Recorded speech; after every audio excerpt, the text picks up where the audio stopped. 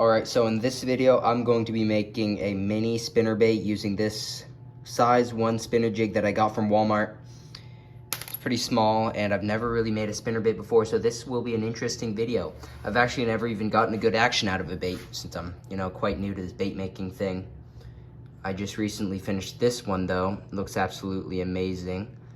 Yes, even got the gill carved in there. But I'm yet to test it in the water. I was really precise with it though, so hopefully it'll have good movement.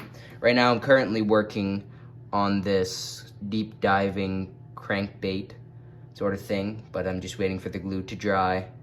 And this can't be a one day. I don't have UV resin, so it takes like 5 days for all the spar varnish to dry and all the coats and everything. So yeah, working on this one right now. While that's drying, I'm going to start a new one, size 1 spinnerbait.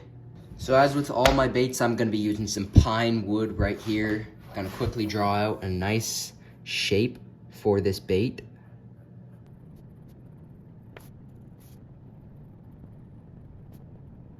There we go. Decent shape. It's going to look a lot smoother in the end. And I feel like this will fit the jig sort of nicely. Yeah, that is a good size. Gonna cut it out on my scroll saw now.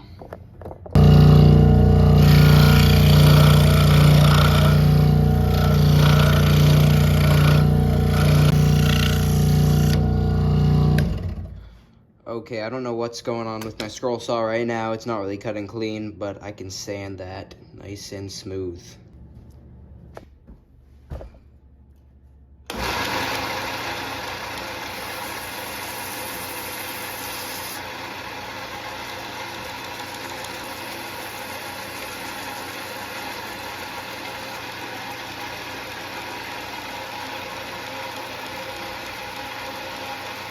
All right, so now time to draw my top profile.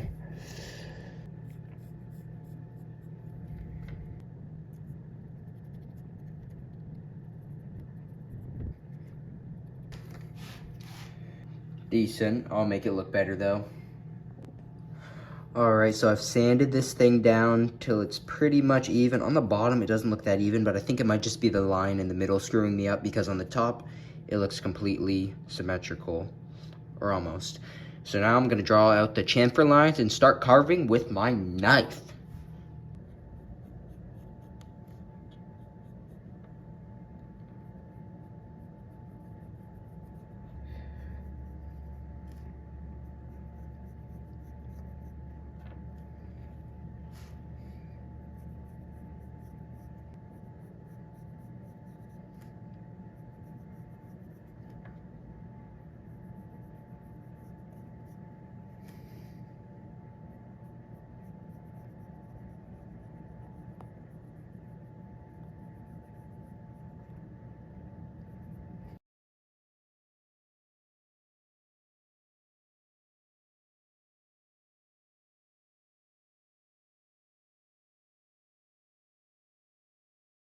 So this is all carved now, and I sanded all the corners so it's nice and smooth. Next step, I have to add the weight. So I'm gonna be drilling out a big hole in its belly and adding some BBs, I guess. All right, so I'm gonna punch a little hole right here in the belly. And hit it with this, I don't even know what size for, Spinnerbait.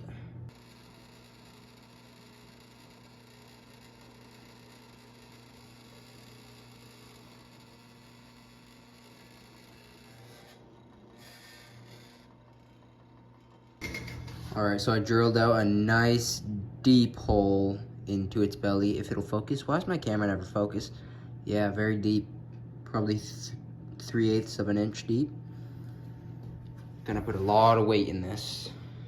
All right, so before I add any of the weight, I'm gonna drill a hole where the wire will go into the front of the bait, just so that I know the steel balls aren't gonna intersect with the wire that I have right there. But the smallest drill bit that I can fit in the drill chuck, I'm gonna punch a little hole right on the X.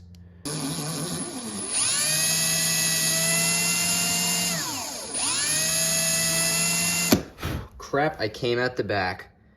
I'm gonna have to put some wood filler in that. That sucks.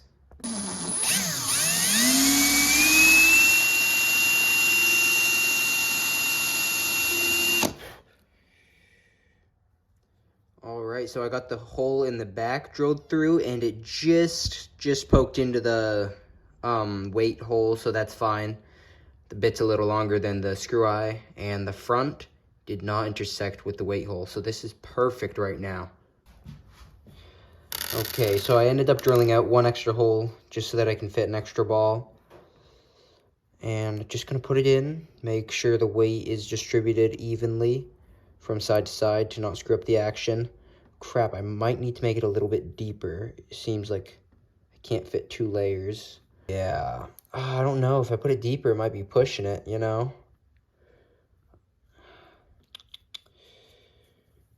Okay, yeah. I'm just gonna figure out this weight thing. It's kind of hard to do it while recording. And I'll see you guys when I'm done. Alright, so I got the weight in place, and I got some wood filler. Gonna fill up that hole.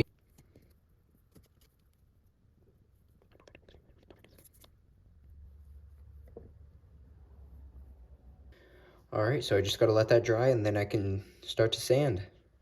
And in the meantime, I'm gonna be trying to adjust this little hook. I've already started, as you can see. I'm going to be trying to adjust it so that I can put it into my bait and actually fasten it in there.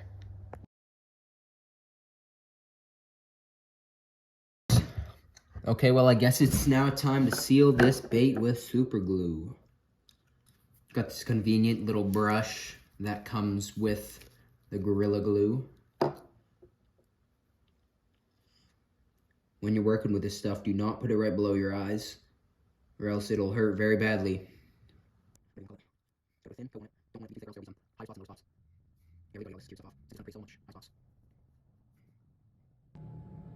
Okay, so the super glue dried and I got everything sanded. Something went wrong with the belly though. The super glue was all crusty and flaking off. I had to fix that, but I mean, this isn't my best work, but I think it's still fine. Gonna cut out the eye slots, and I don't know if I should have done this before, but I'm gonna carve some gills.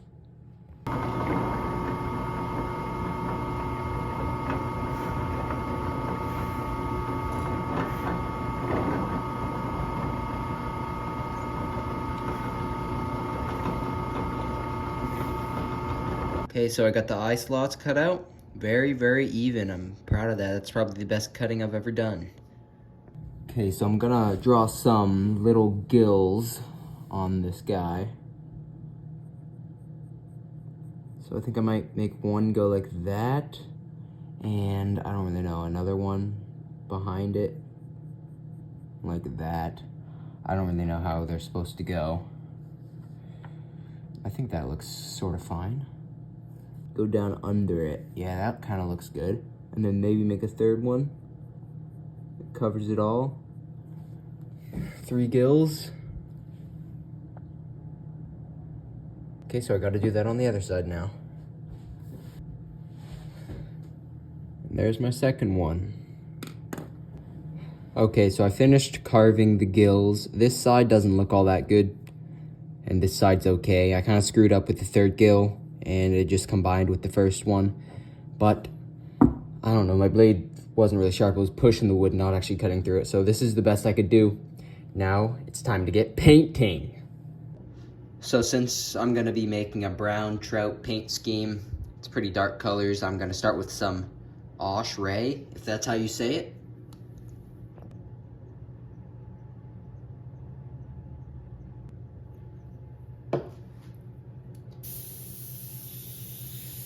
Please say this thing won't keep clogging.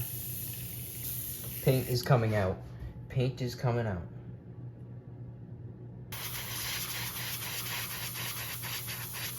That is a lot more orange than I thought it would be.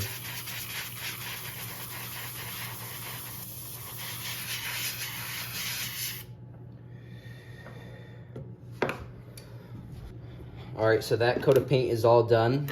And I'll show you how I clean out my airbrush. So I got this little bucket and a hole.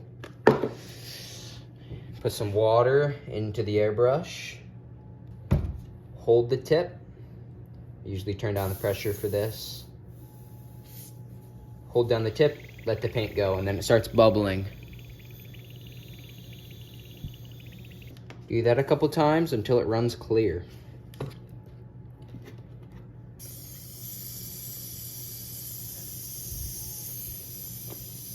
Okay, so now time for some yellow on the belly.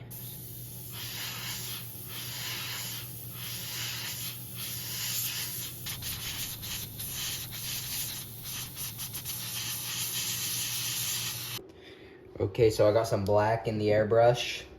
Everything's all dry. And it appears to be cooperating somewhat, so I'm just gonna hope for the best.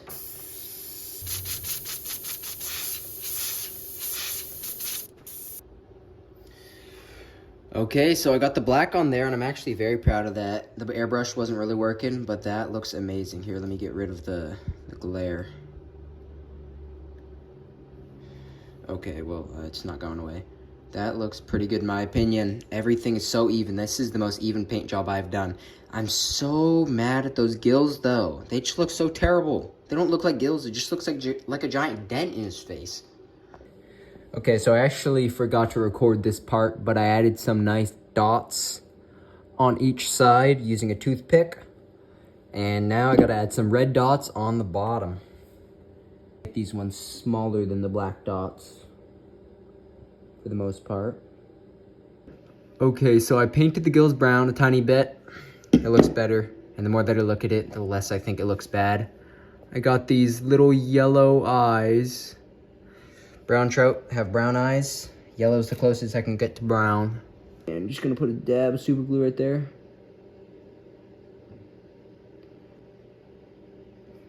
Please say I didn't get super glue on the front of the eye. This stuff does not dry clear. Okay, so I got the pointy spot pointing down. Always try to make your eyes oriented the same direction. You know, I'm saying that like I'm a pro, but I'm not really. Just a tip. Okay, so I got both of the eyes in. The eyes and the clear coat always pull the baits together. I don't know if it's focused or not. There we go. Nice.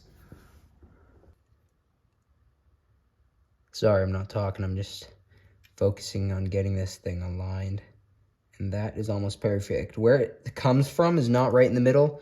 I don't know if that affects it, but it just won't go into the middle. It either goes to one side or another because of that wire fold over. So, yeah. That's about as center as it can get. Cool. Just gotta let that dry. If that hole goes down, I'll fill it back up with super glue. And then we can put the spar varnish on. Let's go, it's almost done. Holy crap. Basically a 1 day, 2 day, and then it'll take 3 days for that spar varnish to dry. Okay, so the super glue on the bait is almost completely dry. Dry enough that I can put it inside of the varnish to put its first coat on. Gotta make sure to not put it too far. There we go. Okay, so now I gotta hang it up on the light right here. I got this little hook. Gonna put that right on the loop.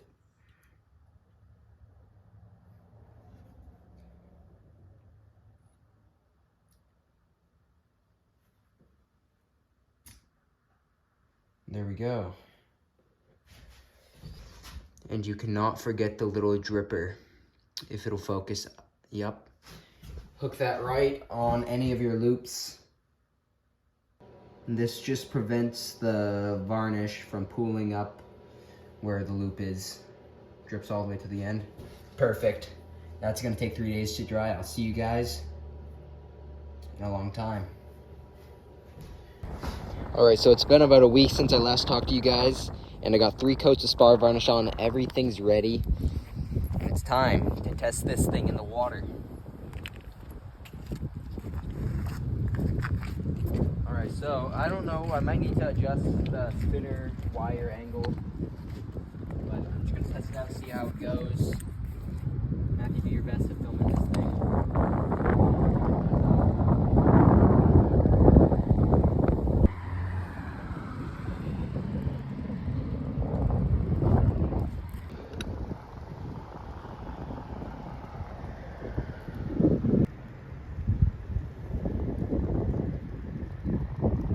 Look at that reflection from the spoon. All right, guys, I think I did a pretty good job on that bait. Tell me what you think about it. And the editing, I did a good job on that too. I think so. So, you know, tell me what you think about the editing. And I'll see you guys in the next one. Smash something. I think you know what.